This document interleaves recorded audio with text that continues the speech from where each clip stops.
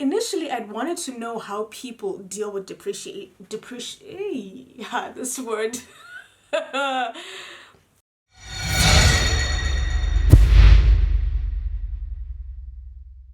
Hey, how are you? I'm good. I'm the Queen Dre, but please call me Dre. And welcome to Views from the Skew, that place that gives unpopular opinion on world issues and some daily lived experiences so that we can better our personal decision making. All right, if you're new, welcome. I hope you stay. Remember to give it some love, like a video, share it with your friends, subscribe, that type of thing. Yeah. But if you're skewer, welcome back, fam. Gang, notification gang. What's up? What's happening? You good? I'm good.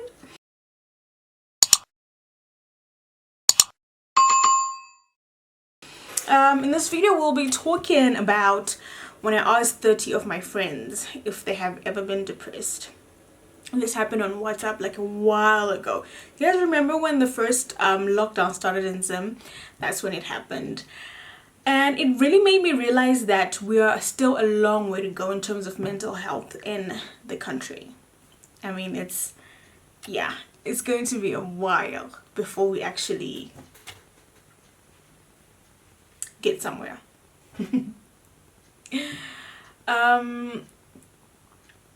We don't always know off the bat where we can go to get help is the first thing, or what it means to admit that we're not doing well. I think many of us really struggle with just that saying and understanding what it means when somebody else says it. And this is exacerbated by the fact that our friends and family do not believe that we're not okay, and whatever environment we're in either contributes towards that or does nothing to alleviate our triggers.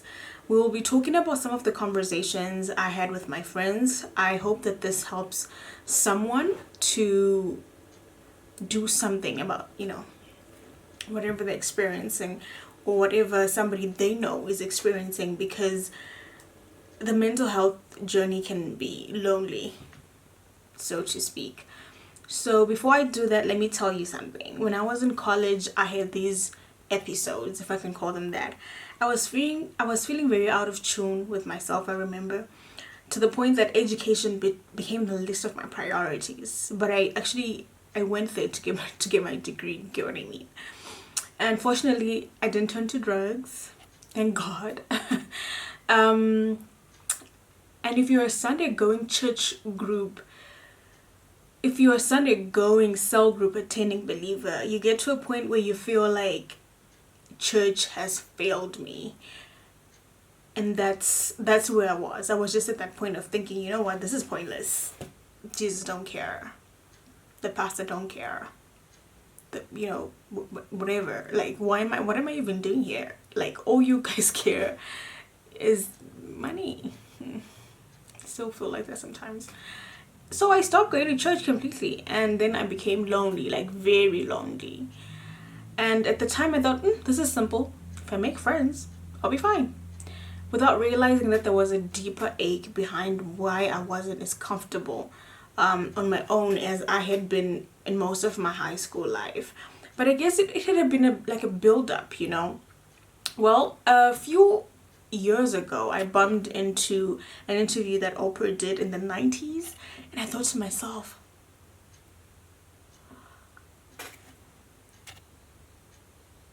I was depressed and nobody knew, not even me.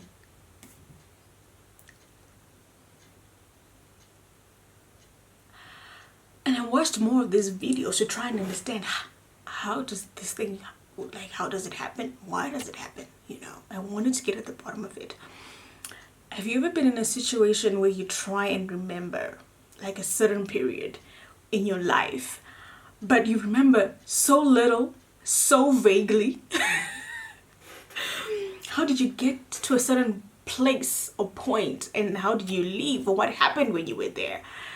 Up until that moment, I had moments like that, and I always owed it to God.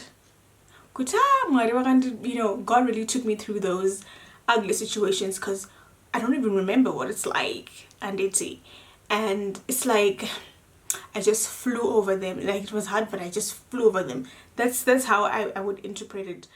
But today I've learned that there's something called dissociative trauma. And I'm starting to believe this is probably what I suffered from. It's possible. I don't know. I'm saying it's possible. Because for a very long time, and I remember my dad actually saying, "Oh, Dano Vida." Pops. You don't know me. First of all. But yeah. But this brings me back to the topic. Out of the 30 people that I actually like talked to, I had about 5 that didn't respond. And some of them, within those 5, they responded with a yes or a no. And then that was it. They didn't want to have a further conversation. And I remember somebody actually said to me that day, "Yes, I'm depressed right now." And you know, I think I get why he didn't want to talk to me about it. I'm not a professional. I don't know nothing. Like, sometimes talking about something actually makes it worse. So I'm glad he didn't talk to me, because I don't want to be that person that didn't help somebody who needed my help. Like, I want to be able to, you know, help.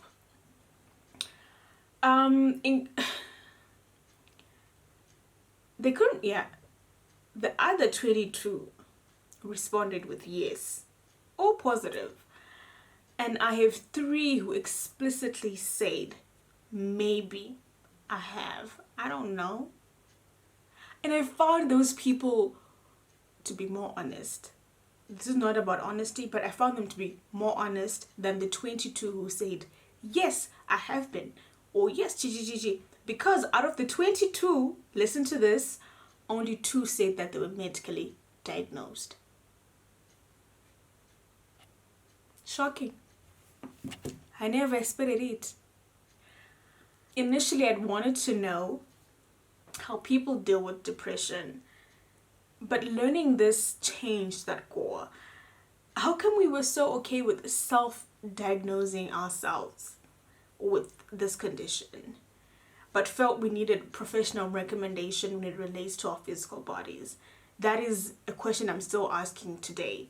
When you think about it, it changes the game completely. As I've come to know, there are spectrums that exist in the mental health doctrine, and for each of those, the prognosis will differ. Hence why it is important to talk to someone with a medical background and an appreciation of your situation. So many months ago, I'd watched an interview set in the 50s at a psychiatric clinic. I think this was just at the dawn of, you know, mental health experiments. And this patient was asked to explain what it felt like being depressed.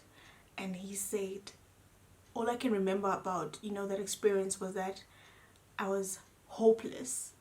It seemed that there was no good outcome, if any, out of all the situations in my life, and that it was pointless to go on." And I think I resonated with that during that one time I was telling you about. Yeah, but you look at certain situations that are happening in your life and you're just like, I am fucked. This is it. I'm just waiting to die now. And I couldn't see a way out, honestly.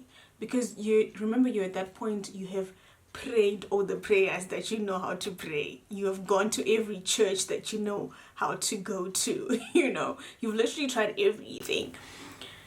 And it just feels like nothing is working.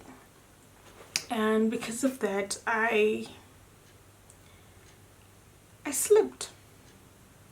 And I'm very grateful that even though I didn't see anyone at the time, I couldn't even afford it. Guys, there's so many things that I couldn't even afford at the time. And that, I think it was the least of our worries. Me and my family, like, mental health, stress, you know, that kind of thing. You get over it or whatever. But I'm very grateful that I'm not in that place anymore. And I know that some of us are still there or are going through something. But I hope that this video helps someone today. and I've linked all the places that you can get help from, or simply someone to talk to without judgment. If you found this insightful or helpful in any way, let me know in the comments, and let me know what you want to see next. Be sure to subscribe to the channel so you don't miss any notifications when the next video is out. Until next time, remember, you are everything you need to be what you want. You have this figured out. You can do it. Goodbye.